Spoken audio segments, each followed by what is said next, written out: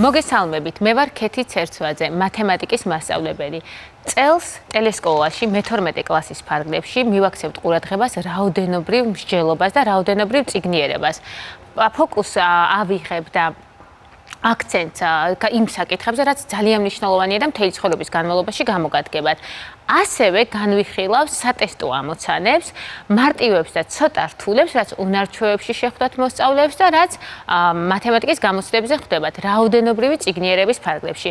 მინდა მიგაჩვიოთ ამ სიტყვას, რომ რაოდენობრივი წიგნიერება არის ზუსტად წიგნიერებასავით მნიშვნელოვანი, როგორც წერა-კითხვა და წიგნების კითხვა მნიშვნელოვანი, რომ განათლებული მოქალაქეები იყოთ, ასევე მნიშვნელოვანი რაოდენობრივი წიგნიერება. დღეს განვიხილავთ უმცირეს საერთო ჯერაც უდიდეს საერთო გამყოფს და საკითხებს საგამოცდო ტესტებიდან. ასევე წილადებზე რამოდენიმე ოპერაცია შევასრულებთ, შემდეგ გაკვეთილებზე უკვე მარტივ და რთულ პროცენტზე ვისაუბრებთ, რაც მერწმუნეთ, რომ არა მარტო მათემატიკოსებს სჭირდებათ, როდესმე ბანკიდან სესხის აღება მოგიწევთ ან ანაბარზე თანხის დადება და აუცილებელია იცოდეთ ეს ტერმინები და ანგარიშის წესი, როგორ ხდება ამის გამოთვლა. მოდი გავიგოთ რა არის ჯერადი და გამყოფი. დავაკვირდეთ, ყოველთვის დააკვირდით სიტყვა. შეიძლება რაღაცა არ გახსოვდეთ სასკოლო პროგრამიდან, მაგრამ სიტყვას დააკვირდით. აი მაგალითად, მაგ რიცხვი 5 და რა იქნება 5-ის ჯერადი? ანუ სიტყვა ჯერ რამოდენიმე ჯერ უნდა იყოს აღებული, ხომ? ანუ 5-ის ჯერადებია 5, თქვათ ერთხელ აღებული, 10, 15, 20 და ასე შემდეგ. 5 რამოდენიმე ჯერ. ეხლა რა არის? თქვათ მაგ მოცემული 15 და 25. და აქ ჩამოწერილია 5, 15-ის ჯერადები, აი ესე. ასევე 25-ის ჯერადები. ნახეთ? აი აქ რა არის საერთო ჯერადი? ანუ 75 ორივეგან არის. ესე იგი 75-იც იყოფა 15-ზე, 75 იყოფა 25-ზე. ესე იგი საერთო ჯერადია. ასევე ნახეთ 150 150-იც იყოფა 15-ზე, 150-ი იყოფა 25-ზე. კიდევ 225. მე რო ეს გამეგრძელებინა, კიდევ რამოდენიმე საერთო ჯერადს ვიპოვიდი. მაგრამ აქ საუბარია, რა არის აი ამ საერთო ჯერადებში, ნახეთ, უმცირესი საერთო ჯერადი არის პირველი უმცირესი საერთო ჯერადი. ესე გვინდა საერთო ჯერადი, ოღონდ საერთო ჯერადებში უმცირესს ვიღებ. ანუ უმცირესი საერთო ჯერადი ორივესი არის 75. აი ეს უმცირესი საერთო ჯერადები გვჭირდება გაერთმნიშნელიანების დროს, წილადების გაერთმნიშნელიანების დროს და არა მარტო. აქვე მოდი საერთო გამყოფებზე ვისაუბრებთ და მე როგორ უნდა ვიპოვოთ ორი რიცხვის უმცირესი საერთო ჯერადი. ეს საერთო გამყოფი რა იქნება?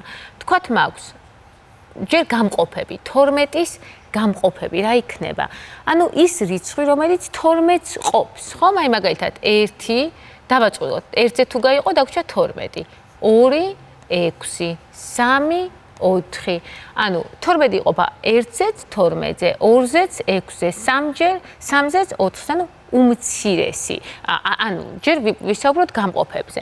ნუ ზოგი გამყოფი მარტივია, ჩვენ ვიცით მარტივი რიცხვები, ხო? რიცხვი, რომელიცაც გამყოფად აქვს თავისი თავი და 1 მხოლოდ.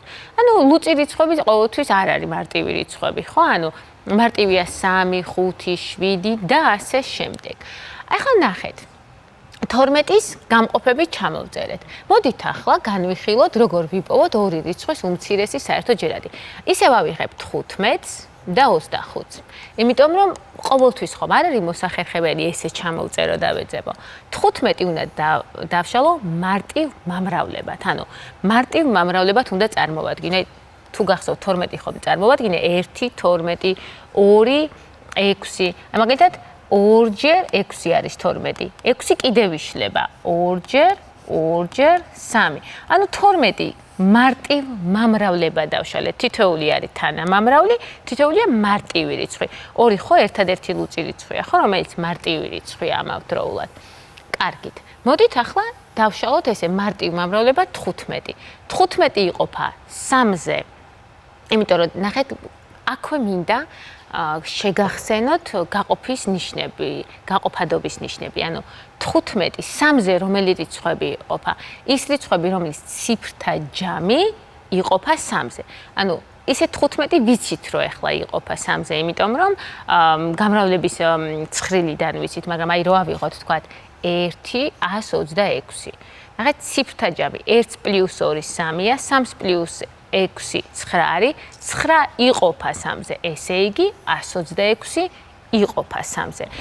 ანუ 5-ზე და 0-ზე დაბოლოებული, 5-ით და 0-ით დაბოლოებული რიცხვები 5-ზე იყოფა, ხო? ანუ ესე ლუწი რიცხვები 2-ზე იყოფა, 2, 4, 6, 8 და ასე შემდეგ. 2, 4, 6, 8 და 0 ციფრებით დაბოლოებული რიცხვები იყოფა ასევე 2-ზე, ხო? ანუ დავიწყოთ 15-ზე.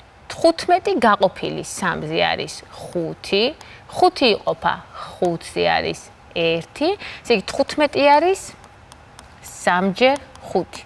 25 იყოფა 5-ზე, არის 5, 5-ჯერ 5 არის 1 და ესე იგი 25 არის 5-ჯერ 5. ნახეთ, ამ ორი რიცხვის უმცირესი საერთო ჯერადი არის რიცხვი, რომელიც 15-ზეც იყოფა და 25-ზეც. ესე იგი, რო დავფიქრდეთ ლოგიკურად, ეს რიცხვი უნდა შეიცავდეს როგორც 15-ის თანამამრავლებს, ასევე 25-ის თანამამრავლებს. ესე იგი, 15-ის მამრავლებს გადავწერ უცვლელად, ანუ 3-იანი და 5-იანი და ავიღებ აქ გავაანალიზებ 25-ის მამრავლებს.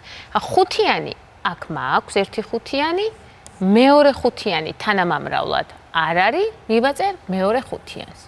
ანუ, აი უმცირეს საერთო ჯერადის თვის რომ ამოვწერ თანამამრავლებს, აღნიშნული, ესე იგი, ნამრავლი უკვე უნდა შეიცავდეს თანამამრავლად, როგორც აი ამ დანაშალს, 3-იანს და 5-იანს, ასევე 5-იანს და 5-იანს. უნდა შეიცავდეს, ანუ მოიცავდეს. წინაღლას შემთხვევაში ვერ შეიკვეცება, ხო? ანუ 3-ჯერ 5 15, 15-ჯერ 5 75 და ესე ვპოულობთ უმცირეს საერთო ჯერადს. ახლა რა არის უდიდესი საერთო გამყოფი? ანუ რიცხვი, რომელიც 15-საც ყოფს, 25-საც ყოფს და არის უდიდესი. ნუ ამ შემთხვევაში მარტივია ამოვარჩიოთ, ეს რიცხვია 5. ხო, ანუ საერთო მამრავლი რაც არის, მაგრამ თქვათ ესეთი რიცხვები რო არ გქონოდა და გქონოდა თქვათ კიდევ ერთ მაგალითს განვიხილავთ თქვენთვის, ხო? და ამის შემდეგ მე თქვენ გეტყვით, რატომ უთმობ ამას ესეთ დიდ დროს. ტესტურ ამოცანებს განვიხილავ, სადაც დათმობილი აქვს ამას დიდი დრო. თქვათ ავიღოთ სიტყვაზე 24 და 60. აი ესე. და დავშალოთ მამრავლება. 12 24 გავყოთ 2-ზე არის 12, 12 2-ზე 6, 6-ის 2-ზე იყოფა 3, 3 3-ზე და 1. 60. 60 იყოფა 2-ზე არის 30, კიდევ 30 გავყოთ, ანუ იქამდე უნდა ვაწარმოო გაყოფა, სანამ უმარტივეს რიცხვამდე არ მივალ, ხო? არის 15, 15 გავყავი 3-ზე 5, 5 5-ზე 1. ეხლა მინდა ვიპოვო უდიდესი საერთო გამყოფი. ხო, ნახეთ, მე ვიცი რომ 2 24-საც ყოფს და 60-საც, ხო? 3 24-საც ყოფს და 60-საც, მაგრამ მინდა ვიპოვო რიცხვი, რომელიც როგორც 24-ს ყოფს, ასევე 60-ს ყოფს და არის უდიდესი. რას ვაკეთებ? ამოვწერ აი ამ C-დან, ცხრილიდან საერთო რაც აქვს, ხო? მამრავლება დაშლისთვის საერთო თანამამრავლებს. ანუ 2 ორივეგან არის. ამოვწერე. მეორე 2-იანიც ორივე რიცხვის თანამამრავლშია, ამოვწერე. მესამე 2-იანი აქ გვაქვს და აქ არ გვაქვს, აი 3-იანი. და მივიხე 2-ჯერ 2 4, 4-ჯერ 3 12. ესე იგი 12 არის რიცხვი, რომელიც ყოფს 24-ს, ასევე 60-ს და არის უდიდესი. ხო, ხშირად ეხლა უმცირესი საერთო ჯერადი გვჭირდება გაერთმნიშნელიანების დროს, უდიდესი საერთო გამყოფი გვჭირდება, როცა ჯამი გვინდა ნამრავლად წარმოვადგინოთ ხოლმე, ხო? ანუ აი ესეთი ოპერაციები ხშირად ალგებრული გამოსახულების გამარტივებისთვის გვაქვს. მოდით შეგახსენებთ, აი როგორ ხდება გაერთმნიშნელიანება, აქვე წილადების, რატო არის ეს მნიშვნელოვანი? თქვათ გვინდა 1 მე-15-ს მივუმატოთ 7 25-დი. როგორ ვიქცევით? უნდა გავაერთმნიშნელიანოთ. ანუ ორივე უნდა წარმოვადგინოთ ისეთი წილადების სახით, რომელსაც მნიშვნელში ერთი და იგივე რიცხვია. ანუ ეს რიცხვია 75, ანუ ზოგი წერს ესე 15-ს გადაამრავლებს 25-ზე და პირდაპირ იმ რიცხვს წერს, რაც შეიძლება, თუმცა დიდ რიცხვებში უფრო ალბათობა დიდია, რომ კალკულაციის დროს უკალკულატორო ნაწილში შეცდომა დაუშვათ. ამიტომ ჯობია უმცირეს საერთოჯერადი იპოვოთ. 15-ჯერ 25 ჯობია დავწეროთ 75. ესე იგი 15 რაღაც რიცხვზე გავამრავლე 75 რომ მივიღოთ 5-ზე. ანუ ერთიანსაც ვამრავლებ 5-ზე. 25 რა რიცხვი უნდა გავამრავლო 75 რომ მივიღო 3-ზე. 7-საც ვამრავლებ 3-ზე. და ვუმატებ ერთმანეთს. ანუ თეორიულად ცალკე ეს წილადი წარმოვადგინე ექვივალენტური 5-75-ის ფორმაში, ცალკე 7-25 არის 21-75-მე-15-ის ტოლი და მე ვკრებ. რა მარტივად ეს იაკეთებთ ხოლმე, ოღონდ ეს ხანდახან ვაკვირდები, რომ მექანიკაში გაქვთ გადასული და აზრობრივად არ აკვირდებით, ამიტომ არის მაგალითები, რომ როცა გააზრებული არ გაქვთ, ზუსტად ძალიან მარტივ კალკულაციებში უჩვევთ შეცდომას. 75-ს ყოფთ 15-ზე და ამრავლებთ 1-ზე, 75-ს ყოფთ 25-ზე ამრავლებთ 3-ზე, წერთ ამ რიცხვებს კრებთ. ოპერაციულად ესე დამახსოვრება პროცედურულად სწორია. თუმცა ხა გაიაზრეთ, ანუ ჩვენ გვინდა მნიშვნელებში საერთო რიცხვი. თუ ერთ მნიშვნელს ვამრავლებ რაღაც რიცხვზე, მისი ტოლი რომ მივიღო წილადი, რიცხვიც იგივე რიცხვზე უნდა გავამრავლო. აქედან მოდის გაერთმნიშნელიანების ოპერაცია. ეხლა განვიხილოთ ის საკითხები, რომელიც წელს გამოცდაზე მოვიდა. აი ზუსტად პირველი ორი საკითხი ეხებოდა წილადებს და წილადების შეკრებას და უმცირეს საერთო ჯერაც და გამყოფს. სპეციალურად განვიხილე, იმიტომ რომ აი ესეთი თითო ქულას ხანდახან მოსწავლები ესეთ მარტივ ნაწილზე კარგავენ ხოლმე, რომელსაც გირჩევთ რო არ დაკარგოთ და პირველივე კვირიდან მოგიწოდებთ, რომ პირველივე დღეებიდანვე სერიოზულად მიუდექით ამ საკითხებს და გააქვთ ახლა დრო და ბევრი მარტივი მაგალითი ამოხსენით. ვინც არ აბარებთ უნარჩვევას ან მათემატიკას, იცოდეთ, რომ ეს აუცილებელია და დაგჭირდება ცხოვრებაში. რატომ დამჭირდება მათემატიკა ან წილადი ხშირად მეკითხებიან? იცით, თუ ტვინი არ გამოვიყენეთ, არც ტვინი არ დაგჭირდება. უნდა რა ცოდნაც გვაქვს, როცა გვაქვს ცოდნა, უკვე ვიყენებთ შემდეგ. უკაცრავად ამ შედარებისთვის, მაგრამ ხან ხშირად ესე რაში დამჭირდება? ან როცა იცი რომ რაღაცა ცოდნა გაქვს, როცა იცი რომ გონიერი ადამიანი ხარ, ტვინი გაქვს, ნაკითხი ხარ, მე იყენებ კიდევაც ცხოვრებაში, ამიტომ უნდა ვიცოდეთ. ახლა 2.3 მერვეც გამოვაკლოთ 0.6.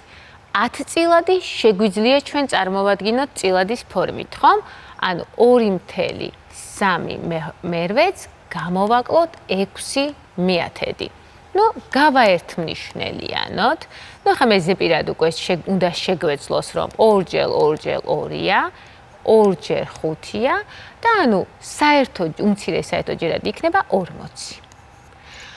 40 გავყოთ 8-ზე, ანუ რა რიცხვზე ვამრავლებ 800 40 მივიღო 5-ია, შესაბამისად 3-საც ვამრავლებ 5-ზე 15 მინუს რა რიცხვზე უნდა გავამრავლო 10 რო 40 მივიღო 4-ია 24. აი ეს არის ნაწილი, სადაც ხშირად უშვებენ შეცდომას.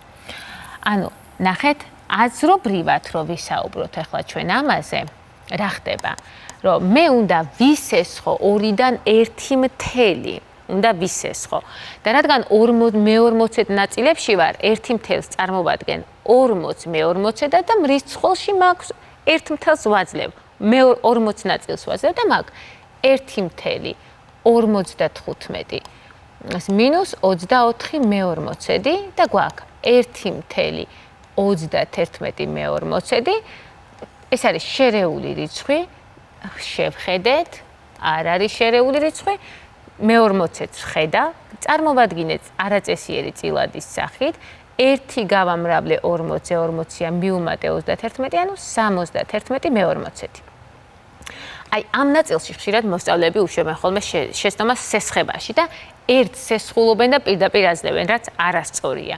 1/10-ს რო ისესხებ, ესე იგი 40 მე-40 ისესხე და მრიცხველს აძლევ მე-40-ს. ხშირად ეს ცოტა აბნევს ხოლმე მოსწავლეს და არის მეორე მეთოდი. 2.3 მერვეც მინუს 6/10. თავიდანვე ხდება წარმოდგენა არაწესიერი წილადის სახით პირველი რიცხვის, ანუ როგორ დაწარმოვადგინოთ? მერვედი ნაწილები გვაქვს და 2 გვაქვს. ეს 2 ხო 8 ნაწილად არის თითო დაყოფილი. ისე 2-ს ვამრავლებ 8-ზე და უმატებ 3-ს, ანუ 19 მერვედს ვაკლებ 6 მეათედს. რაც არის 3 მეხუთედი. ხომ? ანუ 19 მერვედს ვაკლებ 3 მეხუთედს. უმცირესი საერთო ჯერადი არის 40. აქ სპეციალურად არ გავაკეთე ესე. 40 გაყოფილი 8-ზე 5-ია, 5 ჯერ 19 არის 95 მინუს 40 გაყოფილი 5-ზე 8, 8 ჯერ 3 24 და მივიღეთ 71 მე-40. რომელი გზით წახვალთ? ერთი და იგივეა, უბრალოდ გირჩევთ რომ წახვიდეთ, რომელიც თქვენთვის დასამახსოვრებლად ძალიან მარტივი იქნება. აქ არის იპოვეთ 34-ის და 51-ის უმცირესი საერთო ჯერადი, ეხლა ვიპოვოთ. 34-ია 2 ჯერ 17, 51-ია 3 ჯერ 17. ესე უმცირესი საერთო ჯერადია რიცხვი, რომელიც 34-ზეც იყოფა, 51-ზეც და არის უმცირესი. ამოვიწერეთ თანამამრავლები 2 ჯერ 17, აქედან თანამამრავლი 3 გვჭირდება და მივიღეთ რა? 102. რო გადავამრავლოთ 102. ანუ პასუხიც არის 102. მე დარწმუნებული ვარ, რომ არავის არ გინდათ ესეთი მსგავს მარტივ საკითხებზე ქულა დაკარგოთ. დავალებად გიტოვებთ ისევ მსგავს. აი ეგ არის. გთხოვთ ყურადღებით და დაკვირვებულად გადახედეთ აღნიშნულ საკითხებს. შემდეგ გადაშალეთ თქვენთვის სასურველი კრებული, თუნდაც ღვაბერიძის ამოცანათა კრებული, თოფურიეს ამოცანათა კრებული, კიდევ არის მაჭარაშვილი და გარკვეული ამოცანათა კრებულები და რაც შეიძლება ბევრი პირველი კვირა იმუშავეთ არითმეტიკულ ოპერაციებზე. ეს არის რეკომენდაცია. გადახედეთ კიდევ ოპერაციებს, გაიაზრეთ თავიდან და გემშვიდობებით მომავალ გაკვეთილამდე.